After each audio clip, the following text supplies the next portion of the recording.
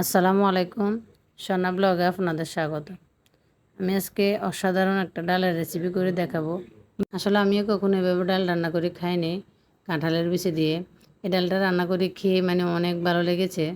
এটা কাঁঠালের বিচির যে পুষ্টিগুণ এটাও পাওয়া যাবে। বাচ্চারা তো এভাবে কাঁঠালের বিচি খায় না। এভাবে ডাল রান্না করে খাওয়ালে পুষ্টিগুণও ভরপুর, খেতেও মজা, খুবই ভালো লাগবে। আসলে সত্যি খেতে অসম্ভব মজা হয়েছে। আমি এখানে কাঁঠালের বিচি নিয়েছি। কাঁঠালের বিচি ধুয়ে এখন সেদ্ধ করে নেব। সিদ্ধ করে অনেকে উপরের যে লাল খোসাটা এটা ছিলে ফেলে দিতে পারবেন। সিদ্ধ করা হয়ে গেছে, এখন আমি এটা ছেঁকে পানিটা ফেলে দেব। এভাবে উপরের খোসাগুলো ফেলে আবার দিয়ে ডাল ঘুটুনি দিয়ে ঘুটে নিতে পারবেন। আবার চাইলে উপরের খোসাটাও রাখতে পারবেন, যার যার পছন্দ মতো ইচ্ছা।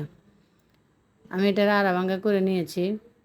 আড়া ভাঙ্গা করে নিয়ে এখানে হলুদের গুঁড়ো, মরিচের গুঁড়ো, লবণ, কাঁচামরিচ, কুচি করে রাখা কাঁচামরিচ দিয়ে ফুটিয়ে নেব। আদা রসুনের পেস্ট দিয়েছি অল্প করে।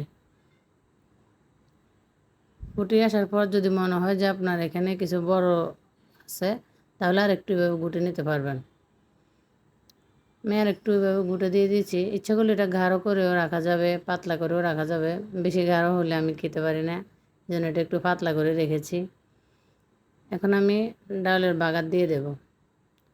এখানে শুকনো মরিচ, পাঁচফোড়ন, রসুন কুচিটা একটু লালচে হয়ে আসার পর পেঁয়াজ কুচি দিয়ে দেবো। ভালোভাবে একটু লাল হয়ে আসার পর এখন যে ডালটা আমি রেডি করে রেখেছিলাম এটা দিয়ে দেব।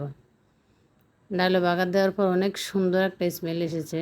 এই পর্যায়ে এসে একটু তেঁতুল অথবা কাঁচা আম 2 টুকরো দিয়ে দিলে এর টেস্টটা বেড়ে যায় আরও কয়েক গুণ। এখন তো একবার বলক নিয়ে সেখানে ধনেপাতা কুচি দিয়ে দিয়েছি। ধনেপাতা দিয়ে দিলে আরও সুন্দর ঘ্রাণ আসে। ডালটা খেতে অসম্ভব মজা হয়েছে।